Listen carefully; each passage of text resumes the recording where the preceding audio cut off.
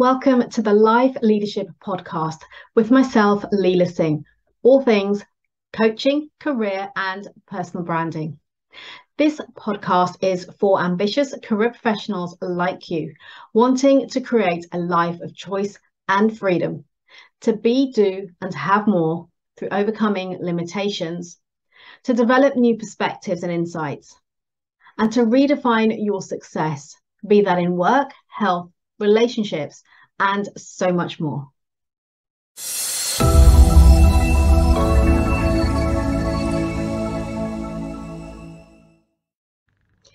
Hi there, good morning, good afternoon, good evening, wherever you are in the world today. My name is Leila Singh, and I am a life leadership, career, and personal brand coach. Welcome to Live with Leila. I work with career professionals, typically in the technology industry, who want to elevate their life, their career, to create a life of freedom and choice through overcoming self-imposed limitations, and to create new possibilities by redefining success in work, health, relationships, and so much more. What I call life leadership, all whilst showing up as the best version of you. Today, we are talking all about finishing 2022 strong. So before I go there, one thing that I wanted to share with you is that some of my beliefs and philosophies on life that I have gained through my own immersive personal development journey, and also through my 25-year corporate career. So some things I want to share with you which reflect a little bit of my content that I share here on my podcast, in my posts, and also what I bring to the table when I'm coaching my clients. So number one, hard work is simply not enough when it comes to advancing your career. Your personal brand is your professional reputation. So get out there and create it. So number two, we are the creators of our self-imposed limitations. We are the ones that hold ourselves back. In other words, we're the ones that can propel ourselves forward too. Number three, we create our own reality and experiences through our lens of the world, our thoughts, our beliefs, our actions, and therefore we can change them. Number four, we can do anything we set our mind to. Anything really is possible. Number five, work can be both fulfilling and fun. It's all about perspective, being open to change, taking risks, and most of all, not just chasing the money. Otherwise, you find yourself spending at least a third of your life being unfulfilled, unhappy, and frustrated to be able to pay the bills and live for the weekends. And that's really not what life has to be. Number six, most people are playing a small game and a life of average. And when in fact, my belief is that you can play full out and choose a life of extraordinary, creating possibilities and opportunities way beyond your imagination. And that is what I work with my clients to create. So those are some of my philosophies and beliefs that I share with you through the lives, the podcast, my work with my clients, and so forth. So let me know which of those resonates with you the most. For today's topic, let's finish 2022 strong. We have a quarter of the year left. I don't know where the time has gone. Do you? I cannot believe that we're almost heading towards Christmas, and it's the final quarter of the year. So my question to you is, have you set your intentions for the remainder of the year?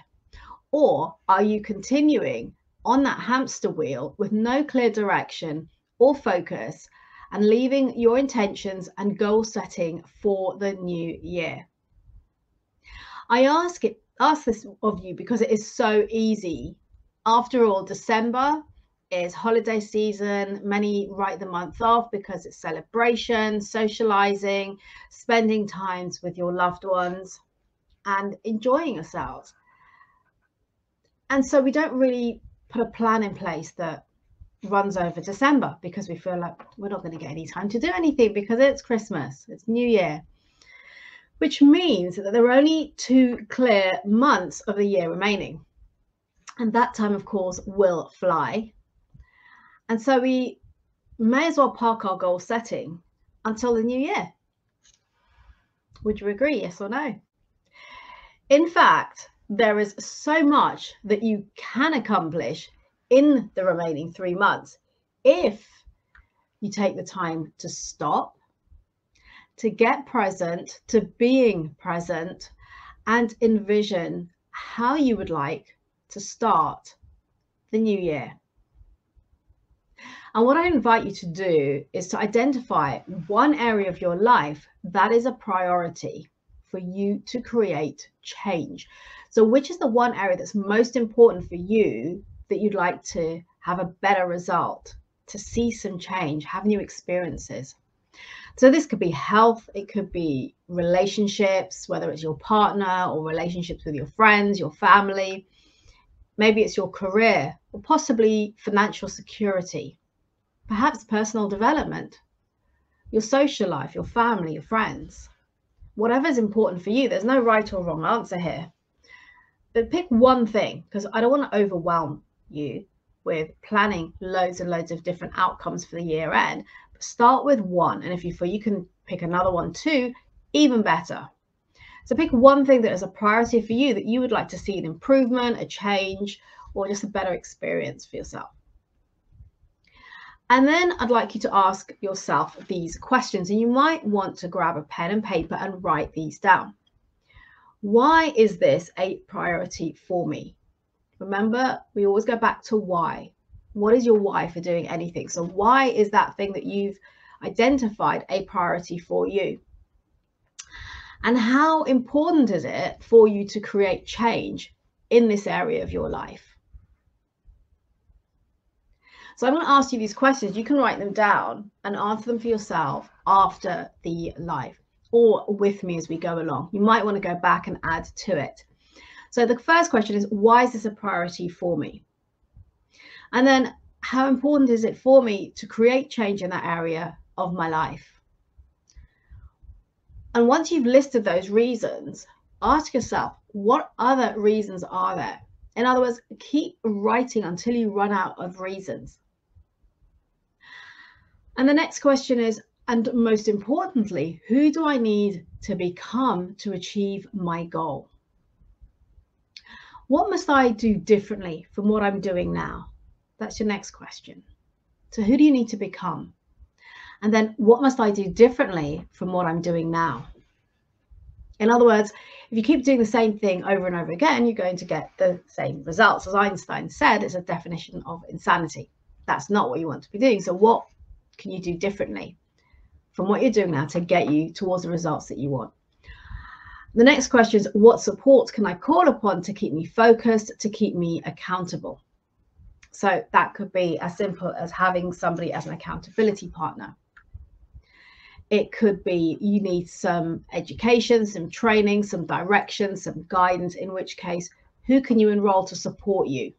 It might be, let's say, if it's your health, you want to get a nutritionist, or you want to get a personal trainer, or someone who's a health coach to give you some guidance, some support. If it's your career, you might want to speak to a career coach or someone who's been there and done that before you, who could maybe mentor you. So there's loads of people you can reach out to have support to get you there. You're not on your own. And then the next question for you is, what will happen if nothing has changed by January the 1st, 2023? What will happen?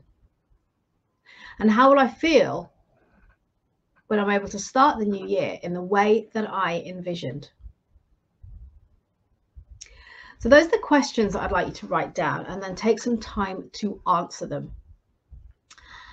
And by doing so, it'll help you to gain clarity on a number of things. First of all, is it the right area to focus on? Because sometimes it may be that you think it's your health, but then as you go through the questions, you realize actually my health's in quite a good position, but actually something I really want to focus on is my career. So by going through these questions, it helps you to recognize how important it is for you, what it means for you if you don't move forward, if you don't create that change, that improvement, the new experience, and what it would feel like if you did. So let me just run those through you again and give you some context. So let's pick health, right? So let's say my priority is health. That is my first question. So what is a priority for me? My health. I want to improve my health. And then I would look at that and actually say, well, what areas of my health are important to improve? What is it I'm trying to accomplish? Right? Because health is so huge, it's so generic, so broad. What is it specifically? So is it to have more energy? Is it to lose some weight, drop a dress size? Is it to eat cleaner, more healthily, maybe go from vegetarian to vegan, or vice versa? You know, it could be anything. Maybe your sleep needs improvement. You want to go to sleep earlier, wake up earlier, get more sleep. So identify within that area the specifics that you want to improve upon or you want to change. And then when you ask yourself the next question, how important is it for me to create that change in this area of my life? Well, why is it important? Now, for me, one of my priorities is my health. Why is it important? Because I recognize that I'm getting older and you're more likely to sustain aches, pains, injuries, health challenges unless you take care of yourself. And during the lockdown, I'm guilty of not having done a lot to maintain good health. So now I'm endeavoring to make up for that and taking small steps to improve my health. And how important is that for me? 100%. Because I know when my health is at its optimal, I show up better for the world. I show up better for myself, for my clients, for my friends, for my family. So it's really important to me. It's up there as a priority. So keep writing all of the reasons that you can possibly think of as to why it's important for you. And if you're struggling, then maybe it's not as important as you thought it was. And then most importantly, who do I need to become to achieve my goals? And what must I do differently from what I'm doing now? So in my case with health, what I did start doing in July is being consistent. And this was baby steps. This was yoga. So I had injured my back. I could barely bend over. And I thought this had happened a few months earlier. And I really kind of just slowed down in the sense that I just used it almost as an excuse not to do things. And I thought, I'm not allowing myself to do that again. So this time I thought, right, I need to find a way to keep moving, to maintain, sustain exercise and fitness. So I started very gently with yoga. And my back was so bad that initially I couldn't even get down on the floor because I wouldn't have been able to stand back up. So I did it on my bed. And I do like 10 minutes of yoga a day. And after 3 or 4 days, I felt I was able to then lie on the yoga mat on the floor and go through my yoga practice. And as I continued, I built up the time that I was spending doing yoga from 10 minutes, 20 minutes to 30 minutes, sometimes 40. And I would do various practices. I use an app on my iPad, really simple. I keep it as simple as possible for myself, so I don't have to think too hard. Just get onto the mat in the morning and go through some of the practices on the app. But that then built the consistency for me. Okay, so when I talk about who do I need to become consistent. I need to become committed. I need to become focused. And what must I do differently is to maintain the consistency. So when it came to August, about 6 weeks in, I then decided, okay, now it's time for me to do more. And I really wanted to swim. And I'm no great swimmer at all by any means. I can do breaststroke, that is it, in a pool where I'm not likely to drown. So I found a gym nearby and I've started going swimming, on average 2 to 3 times a week. So building the habit of consistency has now allowed me to join a gym and be consistent in using it. So I've also gone to some boxing classes as well, because I used to do boxing some years ago and I've missed it. So I've taken up some of the boxing classes too. Right. So looking at who do you need to become, and I'm just giving you some context here with my own personal example, is what is it you need to do differently? Who do you need to be to create that change or that improvement in your life? Because there's going to be some slight change to what you're doing now. Because if you were doing it now, you'd have the result. And for me, a big part of it was the commitment and the consistency. What support can I call upon to keep me focused and accountable? In my case, I have a friend of mine who is a health coach, and he keeps me accountable. So I check in with him every day, let him know what I'm doing and what I haven't done and why and so forth. And because I know I have to report back into him, I will make sure that I have done at least something each day, even on the days when it's really, really hard. So looking to have accountability around you, a community or support, depending on how you operate. For some people, they don't need anyone around them. They're very self-motivated and focused on their own, and that's okay. But look and understand for yourself what works best for you.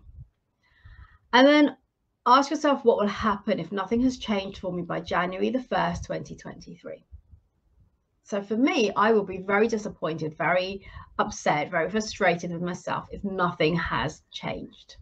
And by the way, I'm not focusing on my weight. I'm focusing on just feeling good. I'm just feeling on getting more energized, more clarity of mind, more focus when I'm working, being more productive. Because I know if I do that, those are the benefits. The weight, the reduction in weight will come as a consequence. So I'm not focusing on the scales, because that, I know for me, will demotivate me, it'll demoralize me, because it's taking too long. I'm not seeing any change. So instead, I'm looking at the bigger picture and how I'm actually feeling. And then finally, how will I feel when I'm able to start the new year in the way that I envisioned? And really feel into that, really visualize how you will feel January the 1st when you're able to start the new year in the way that you had envisioned now, today. So those are the questions I invite you to take some time to answer. And as I said, this could be about getting fitter and healthier, building greater connection in your relationship, perhaps a step forward in your career, improved financial security, increasing your self-awareness through personal development, personal growth, maybe a better life balance, spending more time with your loved ones. So what's next? Next is, once you've identified that area, set some intentions.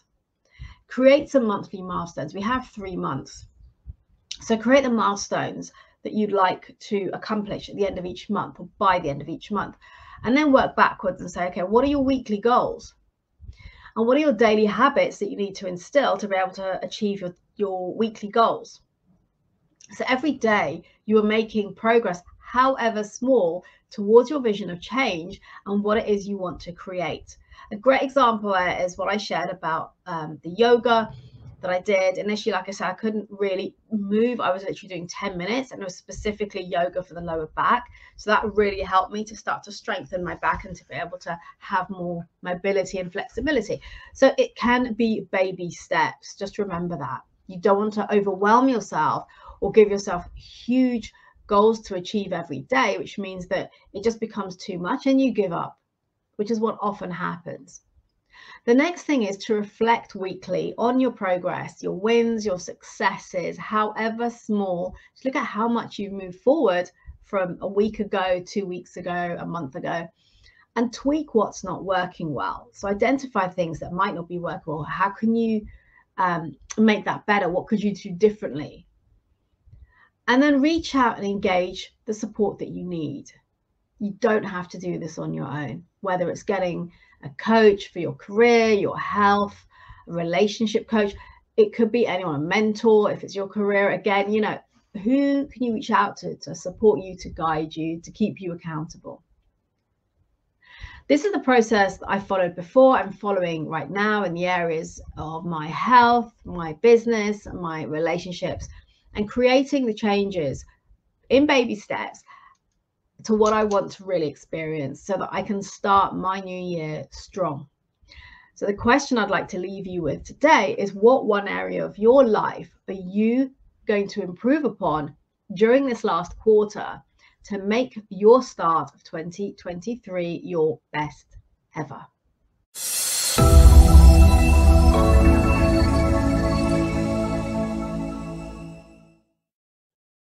Thank you for listening. Please subscribe to this podcast if you haven't already done so. And if you enjoyed and gained value from today's episode, then do please leave a review telling us your key learnings and what you enjoyed the most. And do please share this podcast with your friends and colleagues so we can spread the word on life leadership, creating a life of choice, freedom, and new possibilities. Connect with me directly on LinkedIn, and if you would like to learn more about how we can work together, either DM me on LinkedIn or email me. All details and resources can be found in the show notes.